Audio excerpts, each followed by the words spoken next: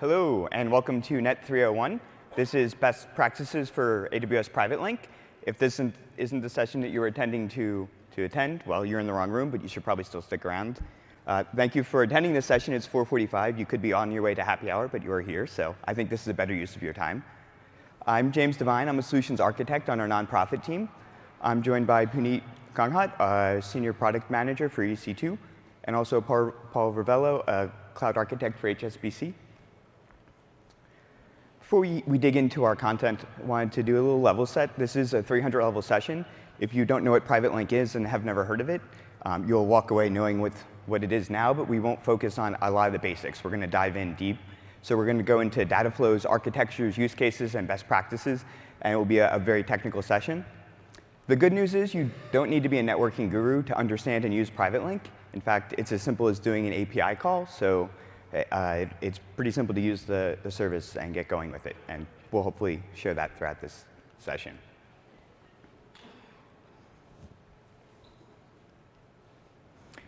For the agenda, we're going to do an intro, kind of the how and the why of PrivateLink. Then we'll get into some specific use cases and data flows. And then we'll do best practice and cover best practice throughout the session. And then Paul will talk about how HSBC is using PrivateLink to enable their advanced connectivity and solve some of their problems as they scale out and build in the cloud. And then we'll open it up to some Q&A so you can ask us questions and get a chance to address anything we didn't in this session. Start off with kind of the why of PrivateLink. Much like everything AWS, over 90% of what we build is driven directly by what our customers ask us to build and what we hear that they want.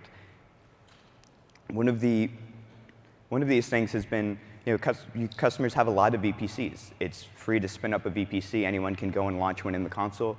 By default, you can spin up to 5. So customers have many, many VPCs that they need connectivity to. There's also the need for private connectivity between VPCs.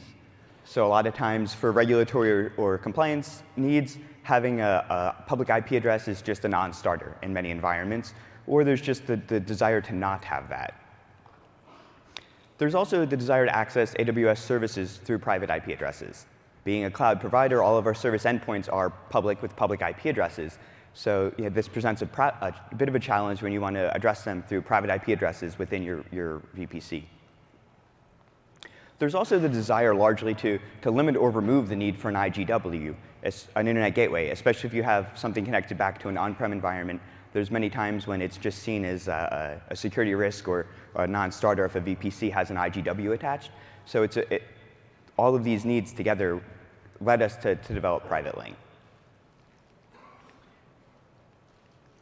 This clicker is not working. OK. Digging in a little deeper to the why of PrivateLink, the essence of it is bringing a service into a VPC. So there's a little bit of nomenclature here. On the right side, we have a provider VPC. This is where someone is hosting a service. On the left side, we have a consumer VPC. This is someone who's consuming the service. On the service provider side, it's just a network load balancer, an NLB. And then through PrivateLink, we're able to extend that network load balancer connectivity into the consumer VPC. And that's the PrivateLink. This is called a VPC Endpoint. You'll see this abbreviated throughout the slides, VPCE. It's an interface VPC endpoint. It combines two pretty fundamental but important concepts. The basic being a VPC, a virtual private cloud, your slice of the Amazon network that you can provision your services in that's isolated from the internet.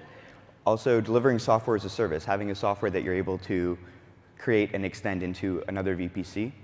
And again, this all goes out through private connectivity. We're not connecting through the internet or leaving a region when we have this connectivity. Getting into the what is PrivateLink, it's a service-specific link between a consumer and a provider VPC. It's an interface VPC endpoint. You might be familiar with gateway VPC endpoints for S3 and DynamoDB. This is a different type of endpoint. It consists of one or more ENIs, an elastic network interface, that reside within the consumer-side VPC. We have DNS at the regional and zonal level, and the front end on the provider end is a network load balancer. On the back end, we use Hyperplane to link the VPC endpoint to the network load balancer, We did a good talk last year about this, about what Hyperplane is and how we're able to scale out and break apart TCP sessions at scale and provide this back-end environment that's highly available. And it works for a number of our services. This is what at first powered NAT Gateway. It powers NFS and PrivateLink and some other internal services as well. The advantage here is we eliminate the need for your typical type of networking workarounds that you need to do, like NAT, VPN, or proxy devices. So things like conflicting or overlapping IP addresses, if you go to make a peering connection, it's just not going to work. But if you're leveraging PrivateLink, the IP addresses don't matter because you're leveraging Hyperplane to do the back-end connectivity.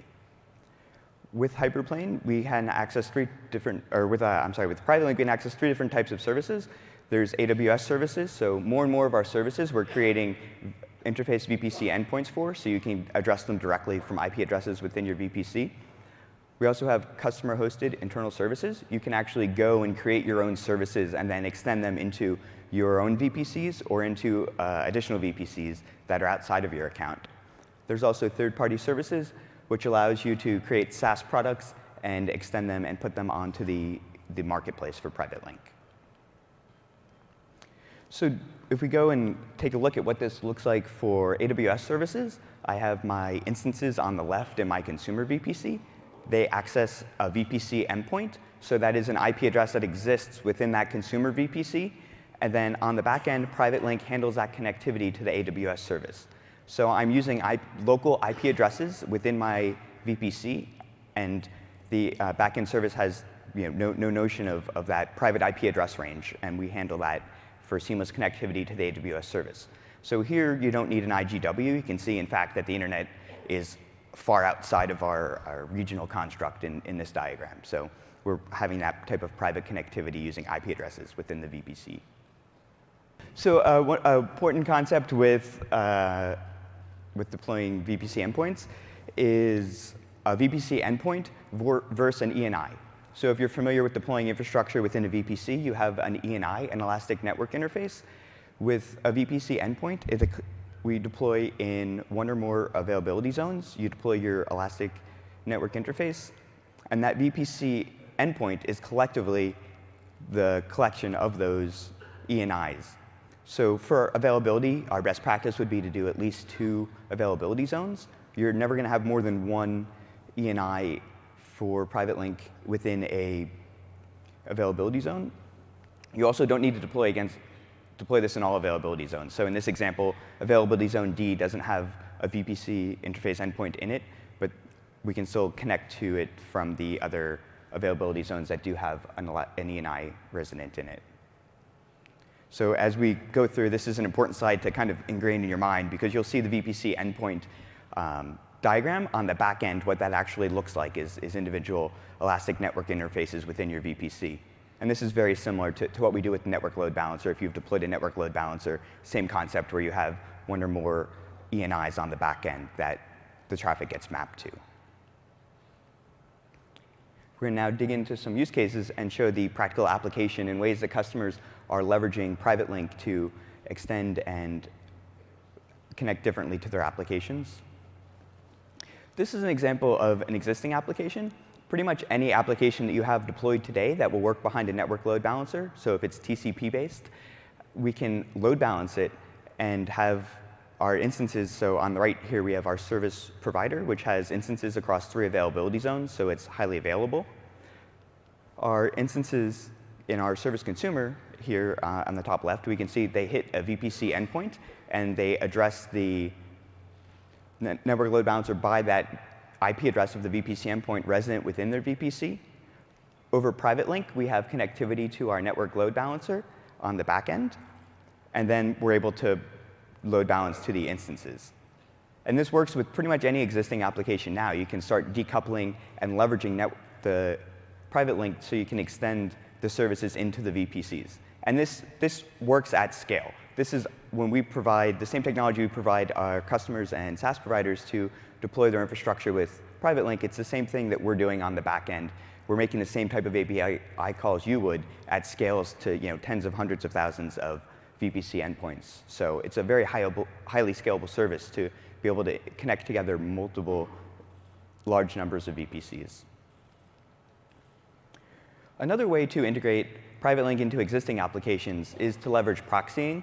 So the typical type of proxy, so if you go into your Linux instance and set your export proxy, or in a Windows instance, if you go in and set your internet settings to go out through a proxy, if you were able to do that, then you can leverage PrivateLink for those connectivities. So in this architecture, in this central VPC, this is a proxy VPC. We have a fleet of proxy servers. This could be Squid, or it could be some type of other commercial type of offering. And we just, after we've set those OS settings, we'd access our network, our VPC endpoint. And over PrivateLink, we hit the network load balancer. And then we're able to be directed to one of the proxy servers on the back end. This proxy server can then reach out over VPC peering to other service VPCs.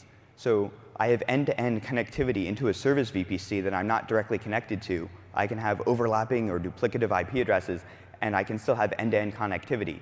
From a security perspective, I don't have any ability of my service VPC to reach back in to my service consumer VPC. So we're able to provide a high level of isolation there.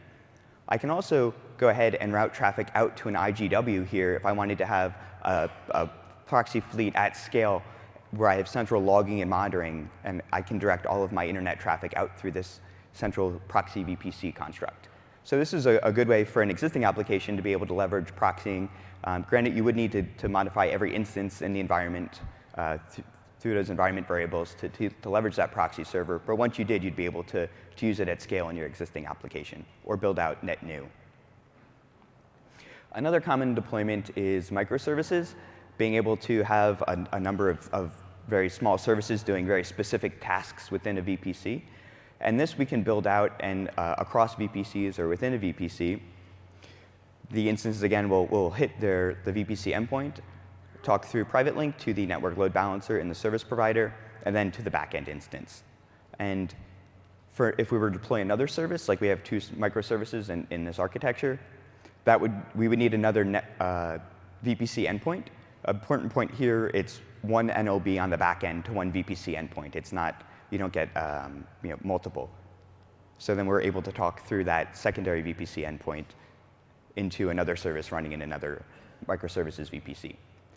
You also could, in this type of example, have multiple services behind the same network load balancer in the same VPC, and using different ports, you can have different target groups. So you can run multiple services behind the same network load balancer. And some of our customers do that just to reduce the number of VPC endpoints they have to deploy within their VPC, because there are some practical limits. You can't deploy hundreds of these. We have 20 is the base limit, which can be increased as needed. Another interesting use case is being able to extend services in AWS from on-prem. So in this example, we have our on-prem environment in the left, so a typical hybrid type of scenario. We're able to deploy a network load or VPC endpoint in our shared services VPC that we can connect to directly from our on-premise environment, either through Direct Connect or VPN. Then over PrivateLink, we can connect directly into that network load balancer and then into our backend instance. So provides this type of hybrid connectivity. Doesn't look all that exciting, but what actually is going on here, we have connectivity from our on-prem environment into the cloud, but we don't have actual layer 3 connectivity between our service provider and our corporate data center. This also works for SaaS type of products that you're consuming in the cloud. You're able to extend that type of hybrid connectivity while not giving that full end-to-end layer 3 routing. So for example, this could be a third-party product that you're running and accessing that you don't fully trust and want to have layer 3 access into your on-prem environment.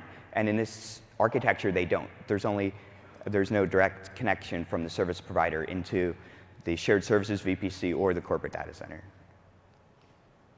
This also works in the reverse path. So you can access on-premise resources through Direct Connect or VPN. So very similar here, but on the left now we have our service consumers, which are two VPCs running in the cloud. And then we have a shared services VPC in the middle, which has our network load balancer. Behind this network load balancer, we create IP target groups. So we're able to connect in from a VPC endpoint to our network load balancer. And then the IP target groups on this load balancer allows us through either Direct Connect or VPN to connect to our services running in an on-prem environment. Same as our previous scenario, there's no direct layer 3 routing between our VPCs running in the cloud and our corporate data center. So this enables a good level of isolation and segregation.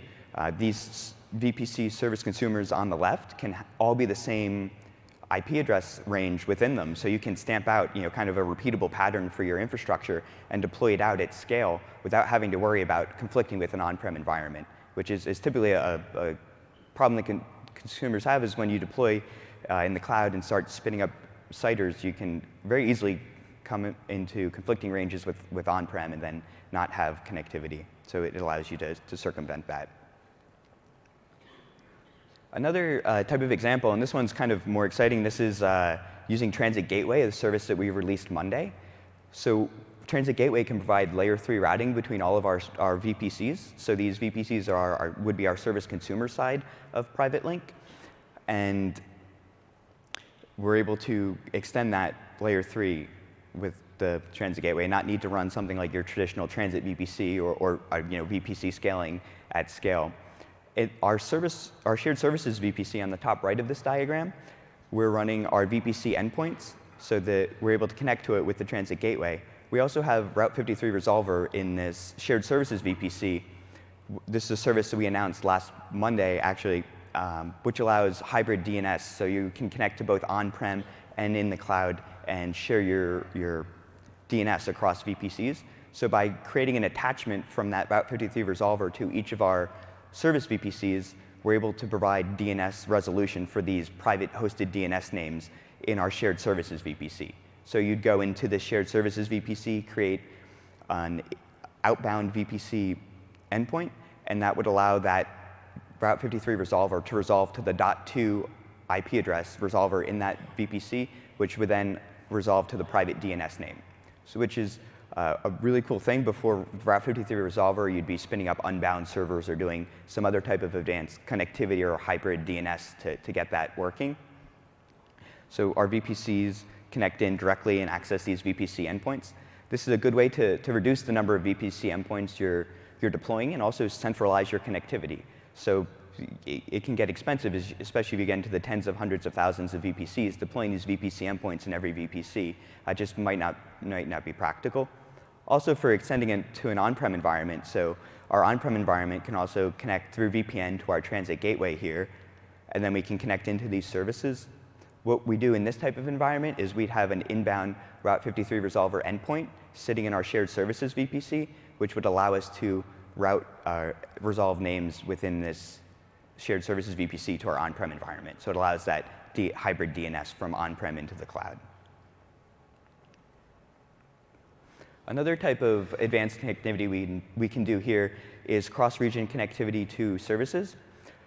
So this, on the right here, this is just typical doing PrivateLink. So we're in the same region. We're connecting in over PrivateLink to our backend instances through a network load balancer. Very similar to all the use cases that we've just presented. What's unique here is we have inter-region peering, and we're extending this service into another region. In this example, US West 1, where we don't actually have any infrastructure deployed. The service doesn't exist there. We're still able, through this inter-region VPC peering, to connect to the VPC endpoint, and from there, we're able to connect to the network load balancer and into the backend instances.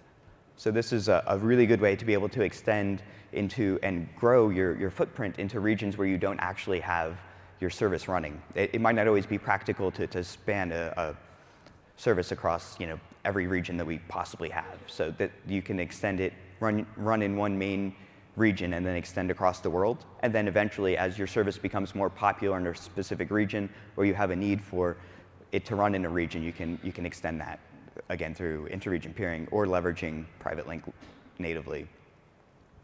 We can also present services in another region by leveraging a service provider network load balancer in an additional region that actually doesn't have any of our service infrastructure deployed. So in this example, typical, everything we've been talking about thus far, being able to connect in directly.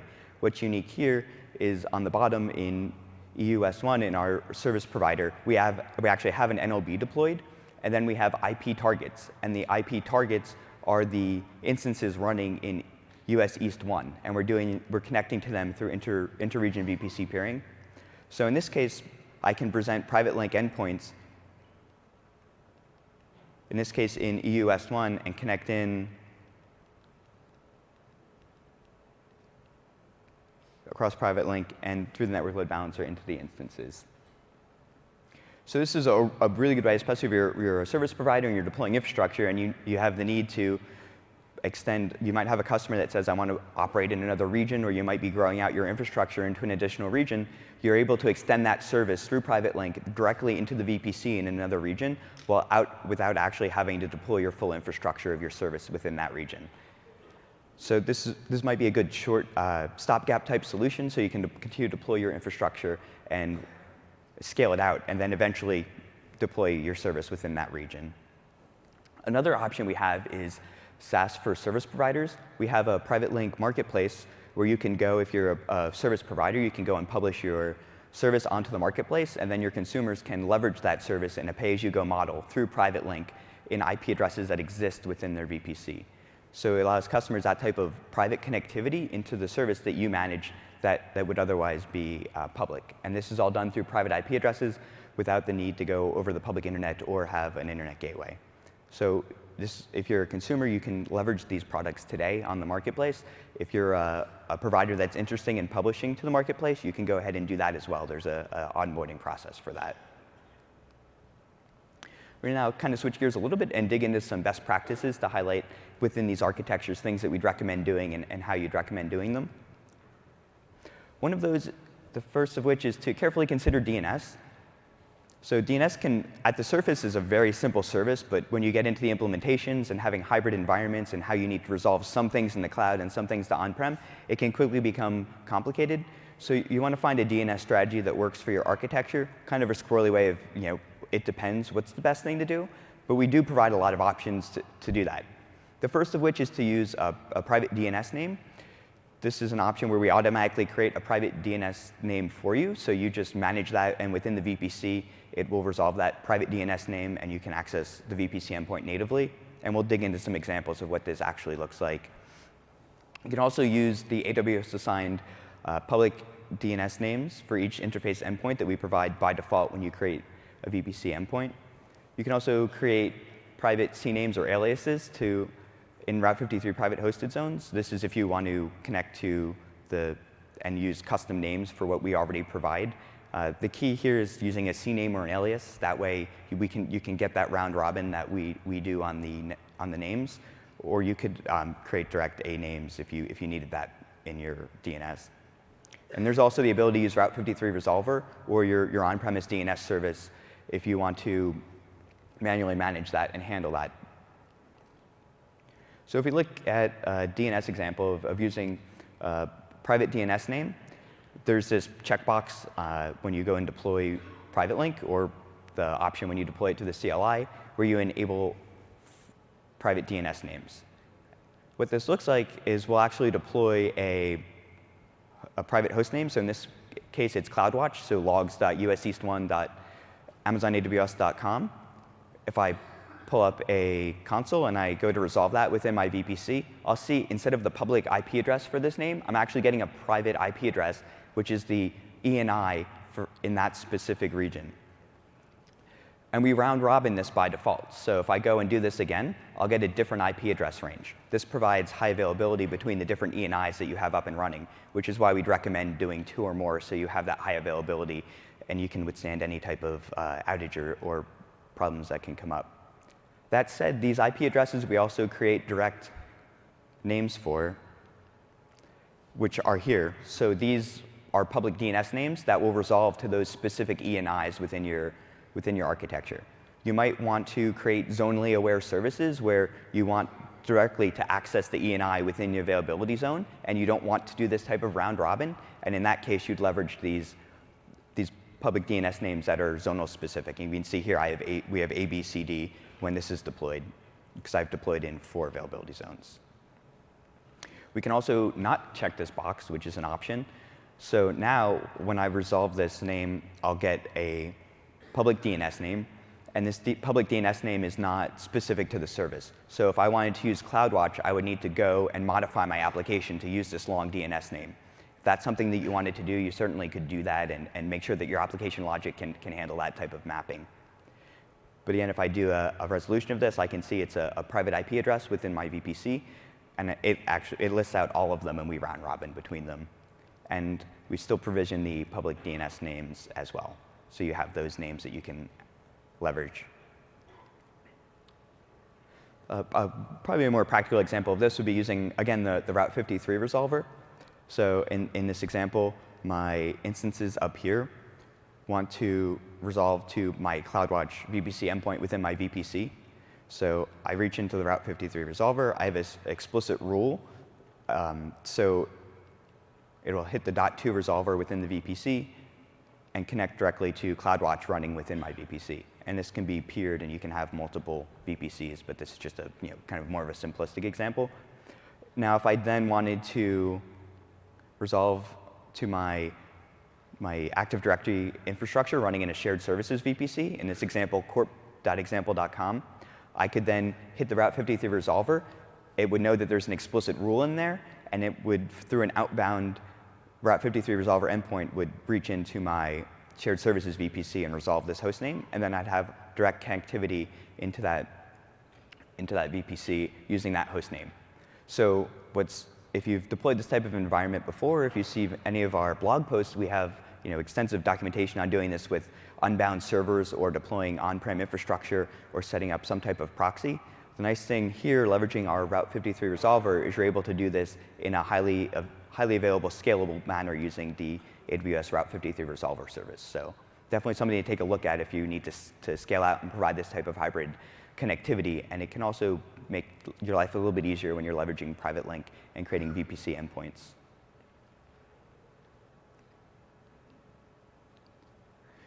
Our next set of best practices is around the zonality of PrivateLink.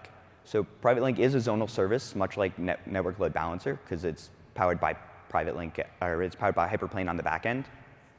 So you want to take this into account as you build out and use the service. So our best practice would be to use the regional DNS name. That regional DNS name will round robin between your different availability zones, so you don't need to think about how you deploy and route to those specific VPC ENIs on the back end. It would all be automatic, and the traffic would route to that. So you have resilience against an AZ failure or AZ level issue. On the service provider side of this, you want to make sure your network load balancer is deployed in most, if not all, availability zones. And we have an example of that, what happens if you don't do that. But basically, you want to make sure that your customers, when they go and want to use your service, can actually leverage the service in the availability zone they'd like to. You also want to carefully consider whether enabling cross-zone load balancing or not. Some people just enable it as willy-nilly, but there are some cross-zone data transfer charges and some additional latency that you can get if you enable that. But there are certainly valid reasons to enable it, and we'll go through an example of that. So if we go through the same example, and this time on the left we have our VPC endpoint, but you can see the actual ENIs here. So we have two ENIs on the VPC endpoint in AZA and AZB. On the service provider side, we have our network load balancer applying that best practice of using every availability zone. We have an ENI in every availability zone. So when we go through and do our name resolution, this clicker is the worst. Oh. So we can see our name resolves. We get our private IP address. So my instances on my top left will hit that VPC endpoint. That VPC endpoint will talk to the network load balancer. And notice this is the VPC endpoint and network load balancer. It's a straight arrow. That'll always be the case. Since it's a zonal service, that traffic won't ever go across availability zones. So just something to keep in mind that it is a zonal service. However, on my second call, I get a different IP address for a different TCP flow. And now this time, I'm going through this network interface in AZB. So I'm doing cross-zone traffic here, but on the same token, it still goes from that network interface in AZB to my NLB interface in AZB as well to the backend instance. And this is using the round robin, just an example of how how that works on the data flow end of it.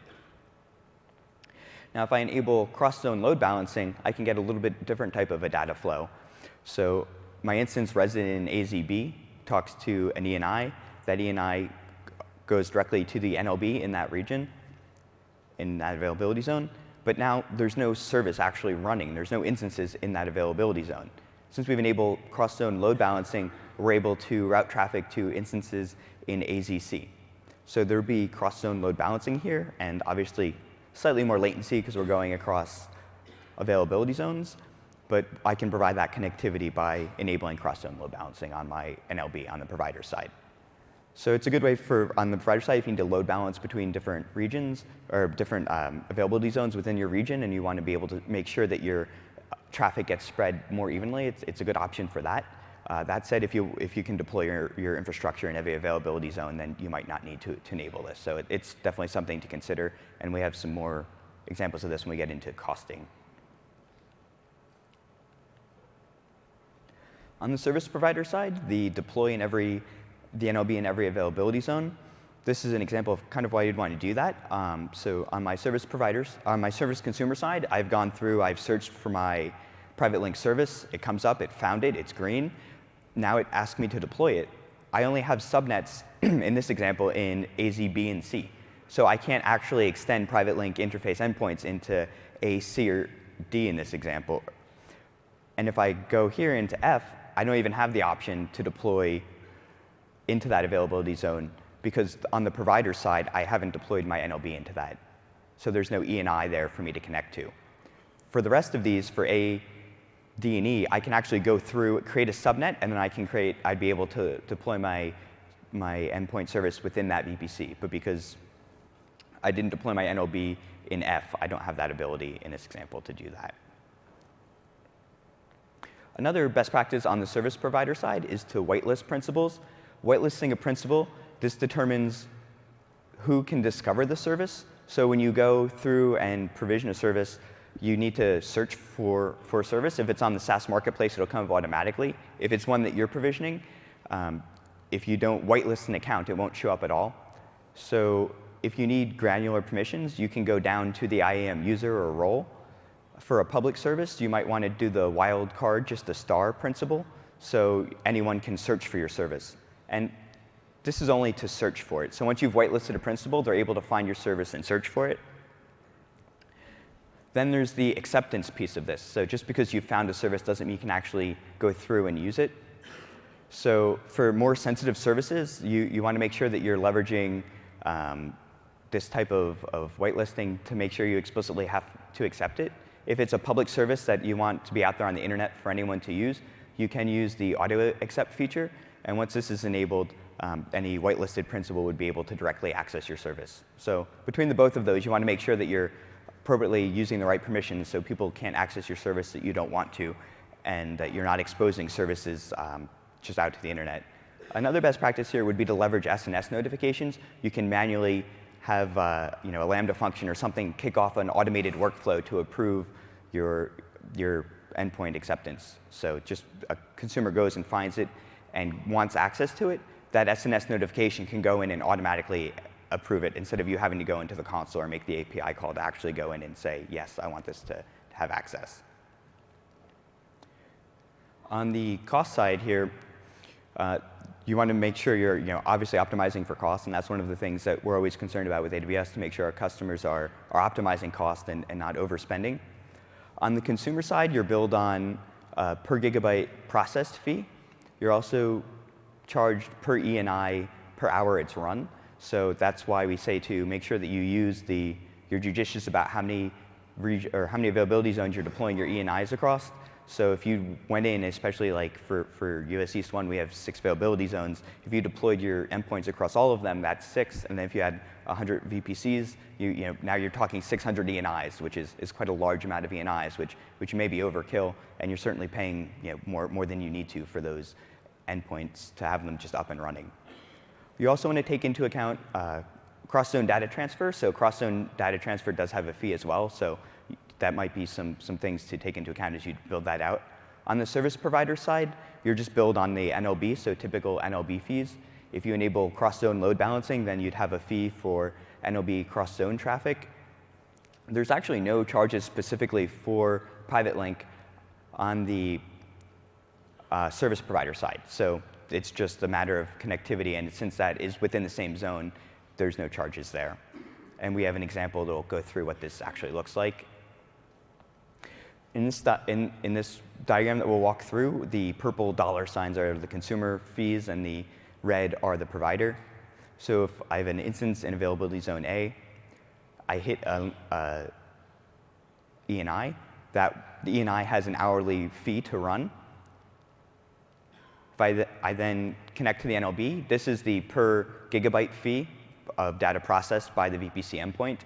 And then there's no charge for that data transfer. There's just again, your NLB charges that you'd have to pay for just for running the NLB. Now, if I were to connect in from an instance from AZB, here I'm going to hit a cross-zone data transfer fee. So there will be a fee here for that cross-zone data transfer. I'm hitting that same ENI, which I'm already paying an hourly fee for. Then there's the per gigabyte fee for the connectivity into the NLB, and then no charge for the connectivity to the backend instances. If I now connect in from AZC to an ENI running in AZB, this has a cross-zone data transfer fee.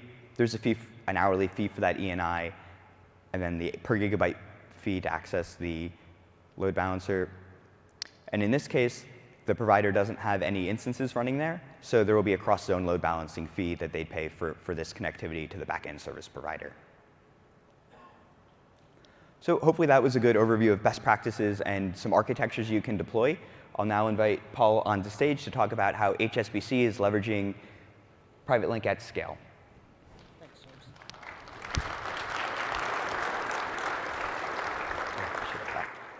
Hi, everybody. My name's Paul Ravello. I'm a cloud architect at HSBC. The team that I'm in builds patterns that we use repeatedly for different application teams to consume AWS services in a consistent manner. A little bit of background on HSBC and some of the scale that we operate at. We're a large organization. We have data that's dispersed across many systems globally. We want to leverage that data, but we need to do it in a secure manner. We have a large amount of IT staff that, again, are globally dispersed. Not all of them are that far along the cloud journey, so we need to create patterns that can be consumed and understood easily.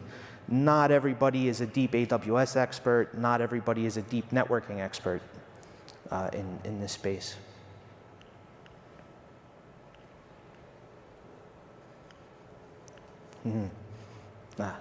So, like I said, we really want to use AWS to leverage that data that we have in all of those systems.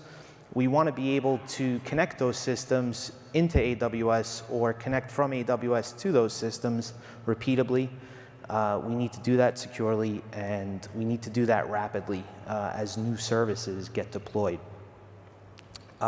We have a very large and complex network at HSBC, and along with that comes complex IP addressing requirements, complex access requirements. PrivateLink really helps us in that regard by abstracting some of that away for us, and I'll show how in a few slides. We have quite a bit of accounts. We took the approach to have multiple accounts and multiple VPCs to deploy our applications to really have a small blast radius for everything that we deploy. We really like this approach. It works well for us from a change management perspective, but when you start operating at the scale that we do for certain things, connectivity becomes a challenge. This is really something that PrivateLink has really helped us with tremendously. Here's an example of a typical scenario that you'll happen when you're operating at scale. You'll deploy a service into an account in a VPC, and eventually you'll deploy many more services in many other accounts, and all of a sudden they need access to that first service you deployed. Well, now you have a shared service, and how do you get access to that? Traditionally, you would use VPC peering. You quickly run into limits. You run into VPC peering limits. You run into all kinds of issues with route table sprawl, security group sprawl, NACL sprawl. A lot of different things come into play there when you're trying to do this across many, many VPCs. One of the other issues that comes up for us sometimes is the increased complexity and dealing with change and that blast radius again. We've taken that out of the picture by going into separate accounts and separate VPCs, but now we have a shared service and everything gets to that shared service through a peering configuration. It's not always easy to touch that peering configuration, depending upon what other services are using it to get into that shared service. Here's how we actually go ahead and work on decoupling that with PrivateLink, if this clicker would work.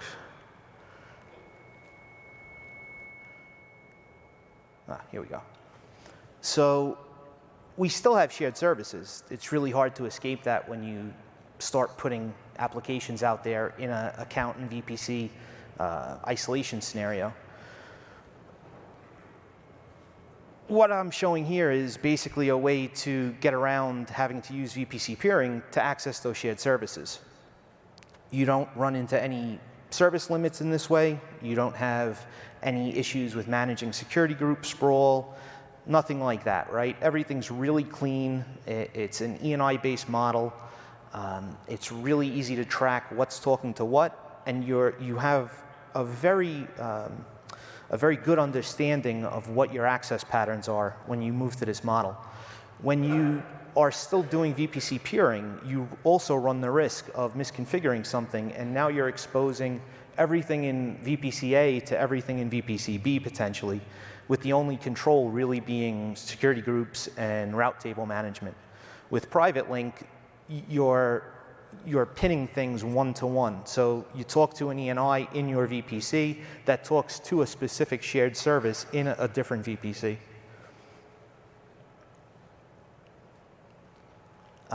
Here's another way that we use PrivateLink, and this has also been really key for us.